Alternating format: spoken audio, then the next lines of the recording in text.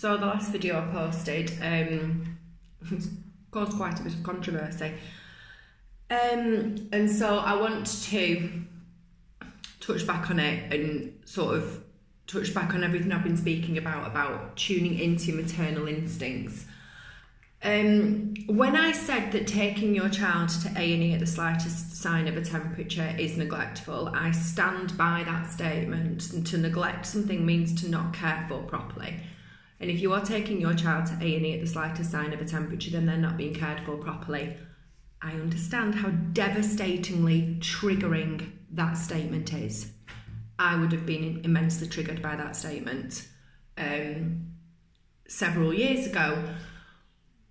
What I mean when I'm saying this is, number one, if you take your child to A&E for a temperature, then they're also going to get treated with these antipyretics, which is really, really dangerous. You do not want to be artificially lowering a temperature. I'm actually going to stop right here and say that don't take my word for anything I'm saying on this. I will keep repeating the two books that I think any new mum needs to read. One is How to Raise a Healthy Child in Spite of Your Doctor by a leading paediatrician, Dr. Robert Mendelsohn. The other is Dissolving Illusions by Dr. Suzanne Humphreys. Both of those books contain all the medical information you need to be making informed decisions for yourself, for your children, for your family. If you want to know of my experiences, which were, I birthed my son 16 years ago and I did everything that I consider now to be wrong. Okay, I took him for his 8, 12, 16 week checks where he had all of these. I would take him to A&E at the slightest sign of anything. I would religiously lower his temperatures. I did everything wrong for that poor child. In my ebook, I detail everything I did wrong, and I also detail how I've overcome those things. He was on 5 rolling prescriptions at one point. He's not been on any. He hasn't seen a doctor now for years. I share how I detoxed him from all of that crap. I share how I rebuilt his immune system. I share how I now treat my girls. So if that's what you're interested in, and please buy my ebook, please do not jump into my DMs asking me what I would do in your situation for your child, because you are missing the point. The point being that you are the mother. You know what's best for your child. Somebody off the back of my last video sent me a video of their baby and asking me if I thought that was normal. How would I possibly know? There's only one person who can answer if something's normal in your child, and it's you. Now, the reason that so many mums are terrified at the slightest sign of a temperature or terrified at the slightest sign of a rash and they're flying their children down to A&E is for a number of reasons. One is that you've been programmed to be terrified. You've had things like meningitis scare stories constantly thrown at you from the media. When you start to understand things like meningitis, you lose the fear. It's honestly that simple. I can't take your fear from you. All I can do is empower you to knowledge the fuck up. The light of knowledge will illuminate the darkness of fear. I keep saying it because it's so fucking true. So the reason that all these mums are flying down to A&E at the first sign of anything is because you're terrified, and you're terrified because you have had your instinct programmed out of you. The moment you step foot in a medical facility as a pregnant woman, you start to lose touch with your instincts. If you had an induction at birth, if you had a hospital birth full stop, if you allowed your baby to have the vitamin within minutes of birth, all of these things are going against your primal instinct, to the point where you then get to where your baby's 8 weeks old and you're taking them along for these, everything in your body's telling you to get up and walk away, but you start overriding it. You think, no, it's because my baby's going to cry, and you've got these doctors and these nurses patting your head and saying it's for baby's own good. Yes, it's going to hurt, but it's for baby's own good. So you begin to override your instincts.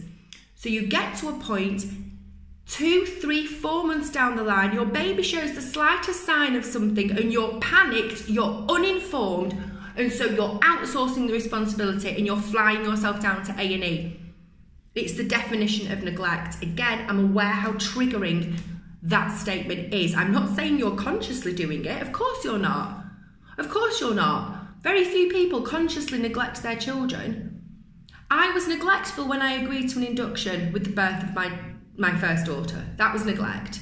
I neglected my son every time I took him to the doctors for all this shit. That was neglect. I need to own that.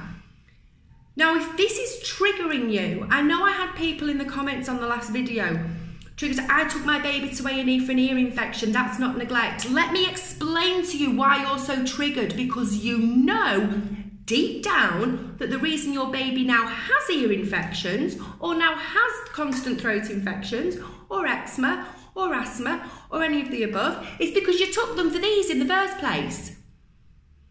You don't see ear infections in children that have been birthed at home and have never had any of this bullshit put into them. You don't see eczema in these children. Eczema is a known side effect there's papers written in 1914 about how children with eczema shouldn't even have these. That's what's triggering you. Mums, it's never been more important to stand up and start researching everything. When I say research something, I'm not just talking about all this shit that they're trying to push on your kids. Research the effects of artificially lowering a fever. Research the effects of of Calpol and febrile convulsions. Research the effects of bringing down artificially lowering a temperature and the surge of meningitis. All of these things are going to power you up. When you're knowledgeable in immune systems and in the health of your children, all this, it's like redemption. Nothing can scare you anymore.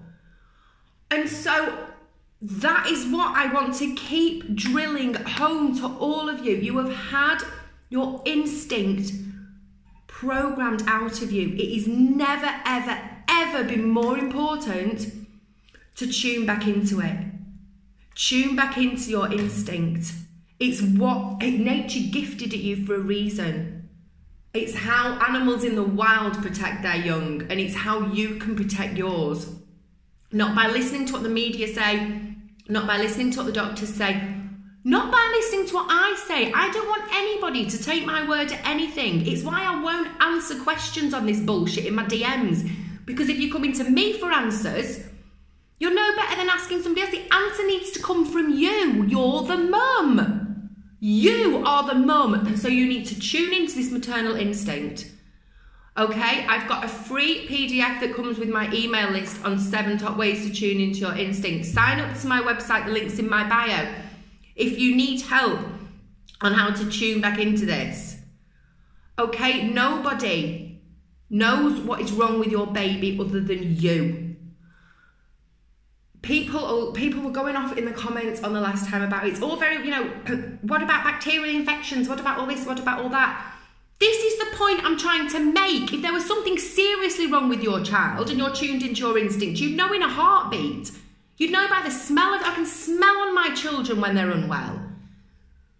But when it's been tuned out of you, the slightest sign of anything, and you're asking for reassurance, you're asking what this is, what that is, when you should be telling them. You should know in a heartbeat if your child has a bacterial infection. You should know if your child has an infection, full stop. You would know, not them.